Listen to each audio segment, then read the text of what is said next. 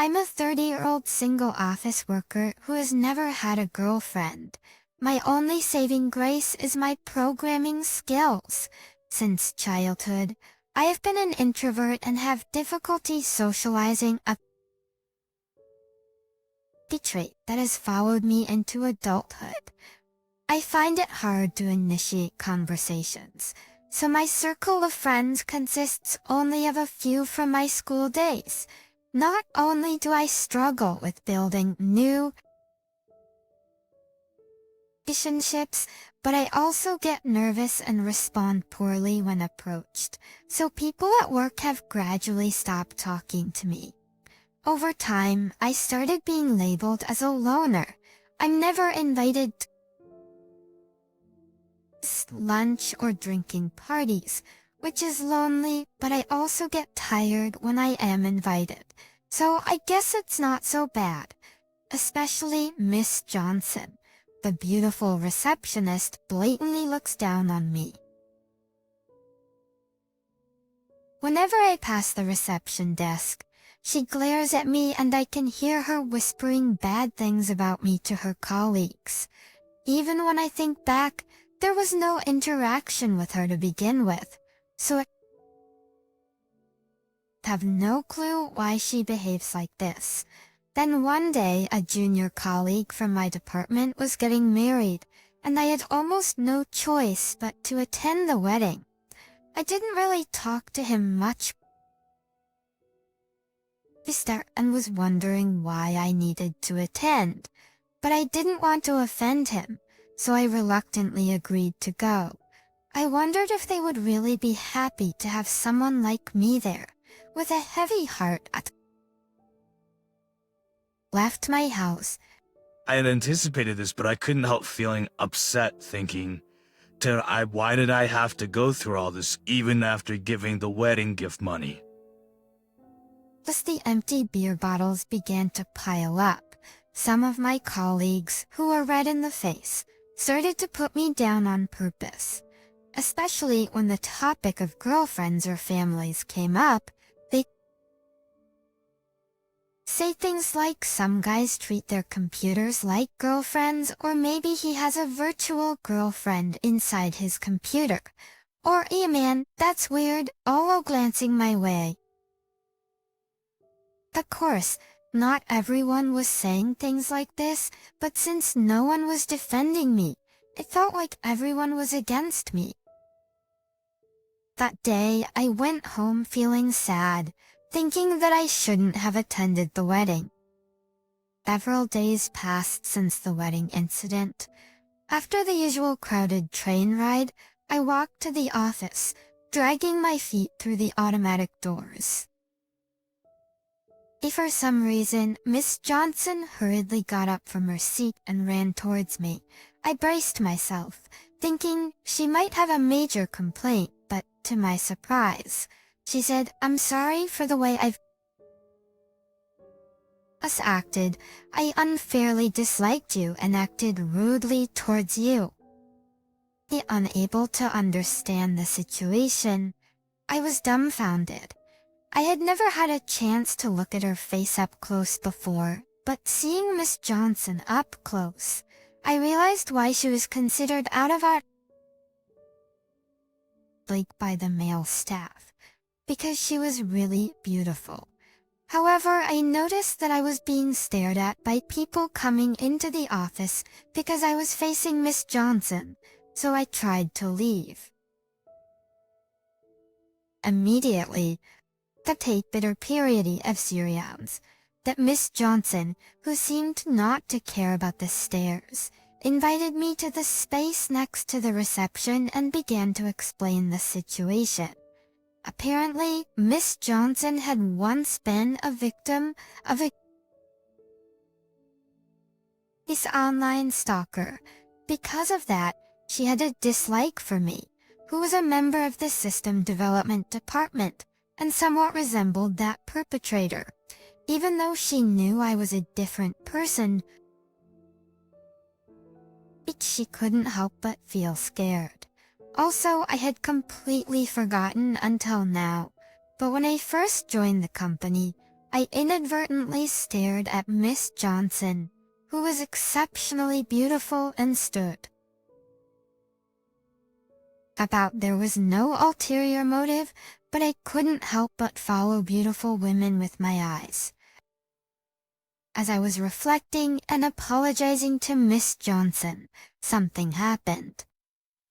The company president was walking up behind Miss Johnson, and for some reason, he was with the old man I had helped the other day.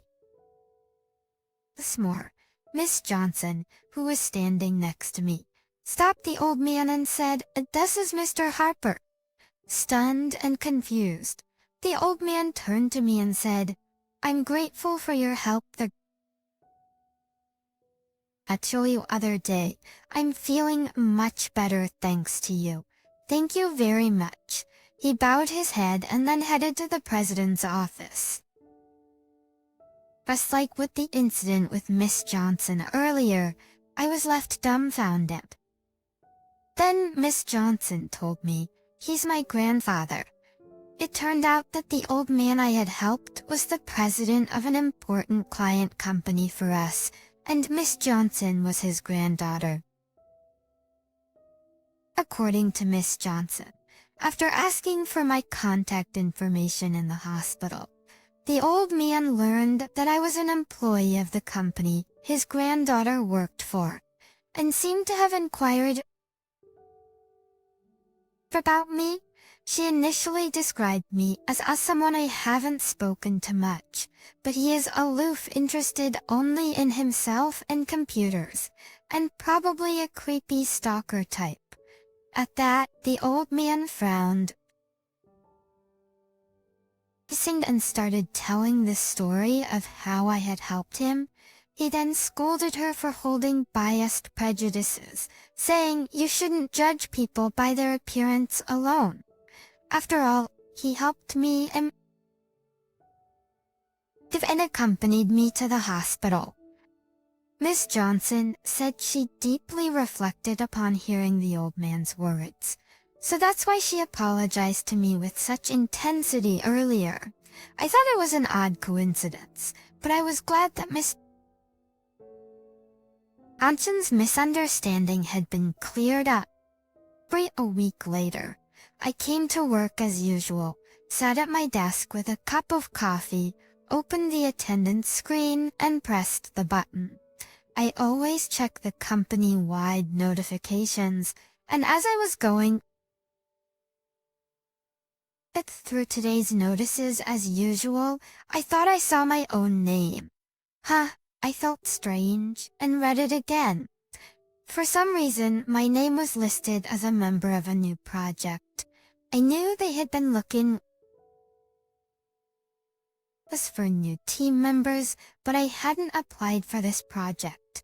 I went to ask my supervisor about it, and he said, "Yes, you're on the team now. The project leader requested you specifically."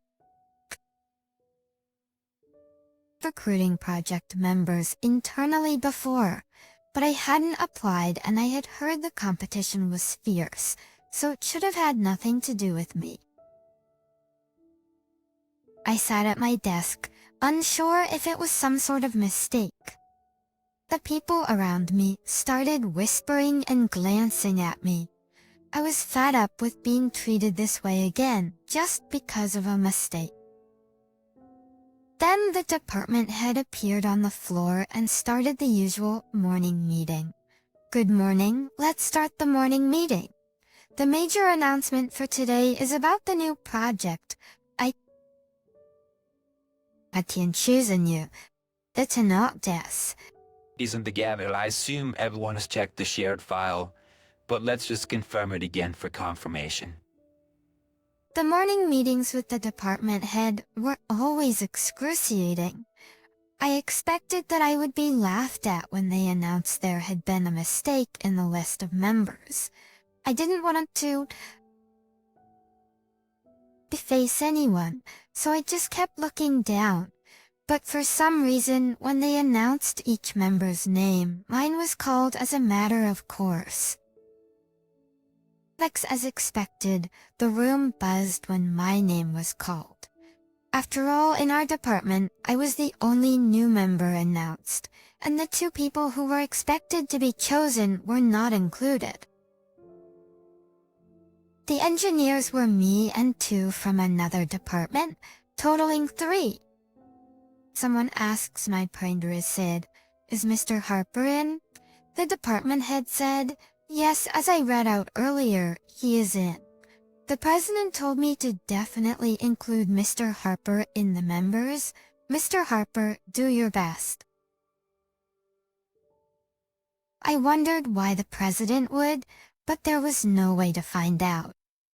Expectations as I was thinking about how many strange things had been happening recently. Ms. Johnson approached me as I arrived at the entrance. Can I talk to you for a bit? Oh, sure. It's about the new project members announced today.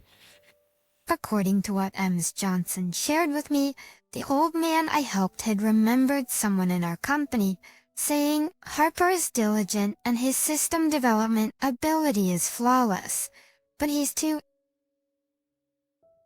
introverted and annoying. Poor Harper, that's a pity. He had been curious because Harper was an unusual surname and he thought it might be about me. That's why he had asked Miss Johnson in detail about my job level and evaluation within the company. Ms. Johnson had said that I was very knowledgeable and excellent in programming in the system development department, but not very good at socializing and wasn't properly evaluated. I was surprised that Ms. Johnson knew so much about me, even though she was a receptionist, not HR staff. When I wondered why she knew so much about me, Mrs. Johnson continued, "I have a friend who works in human resources. They told me." Just when she told the old man about it, he said, "It's too bad he's not appreciated, even though he's excellent." Communication skills are necessary for sales, but engineers should be properly evaluated in their specialized fields. We should find a way to let Mr. Harper demonstrate his abilities. Maybe we should propose to include him in the next project. I was always labeled as a loner by everyone, always drawing the short straw and thinking that I would continue to live a dark and solitary life. But then, out of the blue, a chance presented itself. Feeling a surge of determination not to waste her grandfather's goodwill, I am fully committed to ensuring the success of the project. In the past, I would have been worried about not making a mistake or causing any trouble.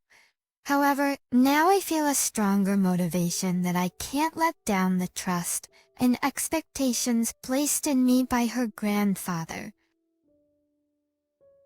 To waits, and it wasn't just being chosen for the new project team. It seems that Miss Johnson spread the word about my helping her grandfather, and soon my story was making rounds in the company. Before, I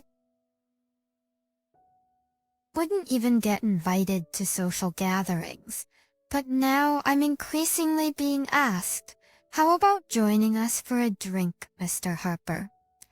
I was socially awkward, but the simple fact that I was being invited made me happy, and I started showing up at these social gatherings from time to time. Before joining the new project, I was deeply concerned about my lack of social skills. But once I started, the job was so rewarding that I didn't worry about such things, and I became happier and more fulfilled each day. I feel like I am meeting the expectations of everyone, including the CEO, by showcasing my excellent programming skills, which I was always good at, and there is not a single person among these members who would mock me or try to ostracize me. Everyone is passionately focused on their jobs, all for the success of the project. It seems that our grandfather, who knew about semi-trouble with conversation despite being competent at work, advised the CEO on how to make the most of his employees. In this project team, embracing individual personalities has also become one of the themes. Thanks to the project, I am now recognized as one of the top engineers in the company, and no one looks down on me anymore. Moreover, I can even have friendly conversations with MS Johnson now. My entire life has changed in an unbelievable way because I helped an old man. I plan to continue working hard so that I can be of use to everyone, and if possible, I hope to grow even closer to Miss Johnson. I plan to continue working hard so that I can be of use to everyone, and if possible, I hope to grow even closer to Miss Johnson.